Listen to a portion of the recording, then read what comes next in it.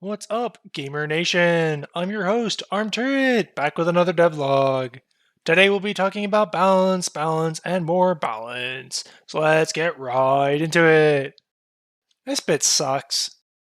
Alright, first up, I've drastically improved performance across the board. Previously, I was getting around 30 to 40 FPS in the seabed section. Now, I'm getting up to 60 FPS while running two separate instances of the game. How did I do this? The world may never know. Nah, I'm just messing with you. Turns out I was rendering the entire scene 4 times per frame. Surprisingly, this is bad for performance. I've added a simple script that, toggles cameras that aren't being rendered when you're not looking at them. So that greatly improved things. I've also added some basic render culling to the seabed, which also helped. I'm not super worried about optimizing everything yet, but I want to make the game at least slightly playable. Lastly, I've rewritten the seabed generation algorithm to be handled in a coroutine.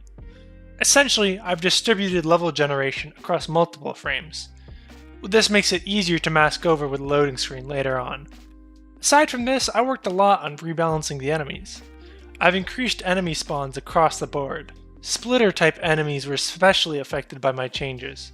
They have a much faster ramp rate now, meaning that the longer players stick together, the more likely they are to get split up. Additionally, I've made changes to individual enemies. First of all, I made the kelp monster have a much louder noise, giving players a longer time to react. I've also added more sound effects to the enemies, giving players more unique audio cues, so they can know something's about to happen, that they can deal with it. Both these changes are made due to higher lethality on enemies than intended in playtesting. But there were some enemies that had the opposite problem, being too easy. I made the serpent, for example, takes 2 shots instead of 1 before they're forced into retreat. I've also made the anglerfish rubber band to always be in range of the player.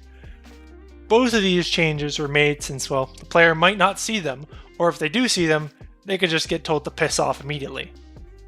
Hopefully these changes will have positive effects in the next playtest session. But until then, that's all folks. I am starting to get a little worried that these constant balance patch type devlogs could be tiring and samey, so let me know if I should drop this down to once every 3 or even 4 weeks. Other than that, make sure to like and subscribe, or else you'll go to hell before you die.